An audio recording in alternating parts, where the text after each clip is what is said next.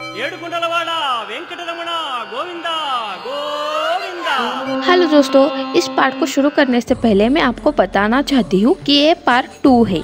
अगर आपको तिरुपति बालाजी की संपूर्ण कहानी जाननी है तो आप पहले पार्ट 1 को देखिए।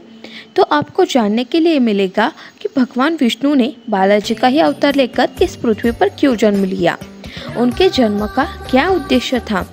तो चलो हम इस पार्ट 2 को स्टार्ट करते हैं।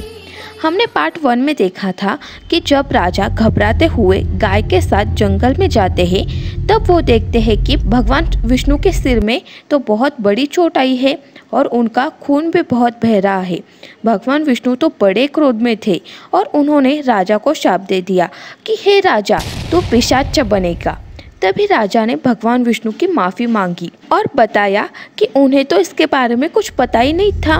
तब भगवान विष्णु बोले, अपने सेवक की हर गलती पर राजा खुद ही जिम्मेदार रहता है, ना कि सेवक, और इसलिए ये शाप तुझे ही भुगतना पड़ेगा। राजा ने भगवान विष्णु से माफ़ी मांगी। मैं निर्दोष हूँ, कृपया मुझे क्षमा करे प्रभु, मैं निरपराध हूँ। ये शब्द सुनकर विष्णु जी ने उसका तोड़ बताया। उन्होंने बताया कि हे राजन, इस जन्म में तो ये शाप तुझे भुगतना ही पड़ेगा, पर इस जन्म के समाप्ति के बाद अगले जन्म में तू फिर से राजा आकाश के रूप में जन्म लेगा और तब तेरी कन्या पद्मावती के साथ मैं विवाह करूंगा और आप शाप से मुक्त हो जाओगी और आपको मोक्ष मिल जाएगा। ये था पहला अध्याय। अब हम दूसरे अध्याय को स्टार्ट करेंगे। जब भगवान विष्णु खून से लथपथ जंगल में इधर उधर भटक रहे थे तब उनको बकुला माता मिल जाती है। क्या आपको पता है कि बकुला माता कौन है? बकुला माता पिछले जन्म में यशोदा माता थी। हाँ, वही यशोदा माता जिन्होंने भगवान कृष्ण की देखभाल की थी, उनकी हर शरारत झेली थी। बड़े प्यार से उन्होंने कृष्ण को बड़ा किया था। पर जब द्वापर युग की समाप्ति हुई तब वो बड़े दुख में थी कि उन्होंने कृष्ण का बचपन देखा पर उन्होंने कृष्ण की शादी नहीं देखी। उन्होंने सिर्फ उनके लाड प्यार ही किए, पर कभी लाड प्यार के अलावा उन्होंने कुछ भी नहीं किया। ये खेद उनके मन में था।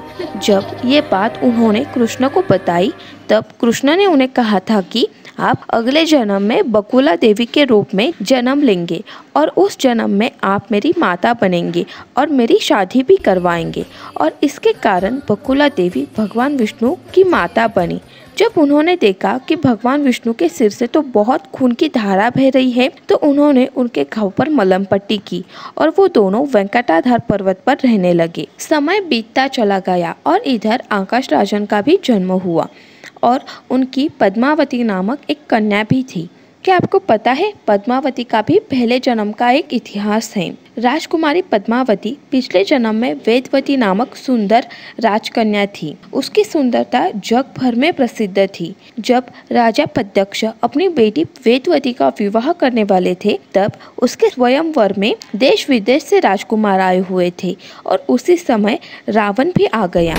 रावण को देखकर सभी राजकुमार स्वयंवर छोड़कर इधर उधर भागने लगे। तभी राजा पद्मक्ष और रावण के बीच में युद्ध हुआ, पर रावण ने अपने शक्तिशाली हाथों से राजा पद्मक्ष को हरा दिया और युद्ध में ही उनकी मौत हो गई। इधर राजकुमारी वेदवती भागकर विष्णु के मंदिर में आ गई और विष्णु का नामस्मरण करने लगी।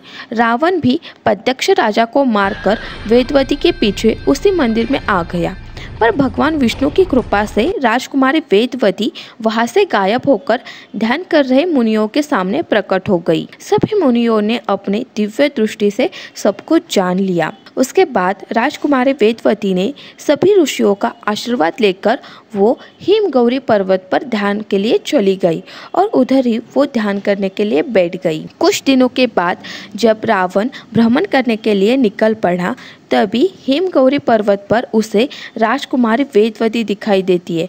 वो बड़े एकाग्रता से ध्यान में बैठी हुई थी। ध्यान में बैठे वेदवती को देखकर रावण बोलता है कि हे सुंदरी, तू इतनी सुंदर है, तुझे ध्यान करने की क्या जरूरत? तू मेरे साथ विवाह कर ले, मैं तुझे अपने लंका की रानी बनाकर रखूंगा।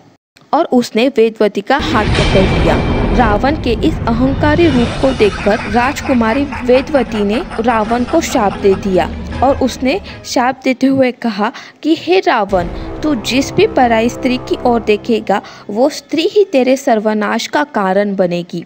ये शाप देखकर वेदवती ने अग्निदेव का ध्यान कर खुद को अग्निदेव में समा लिया। जब राम, सीता, लक्ष्मण वनवास में थे तब रावण ने नकली हरण को जब भेजा था तब अग्निदेव को रावण के माया रूपी खेल के बारे में पहले से ही पता चल गया था और उन्होंने सीता माता को खुद में समाकर वेदवती को वहां पे रख दिया और रावण ने नकली सीता यानी वेदवती का ही अपहरण किया।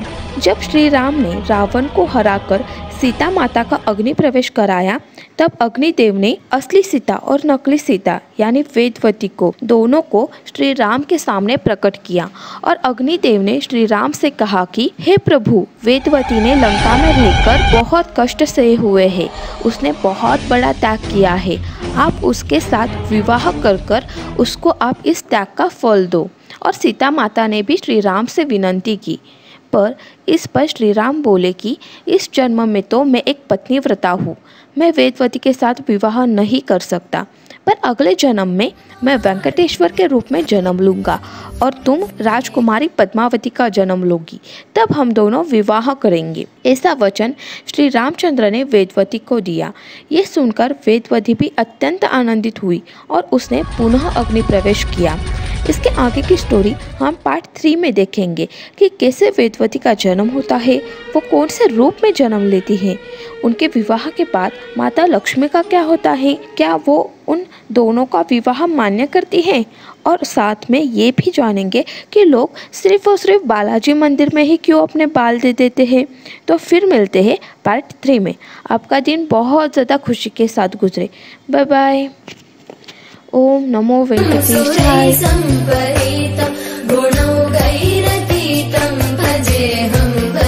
गोविंद गोविंद चिन्नी पूमाल सेवा।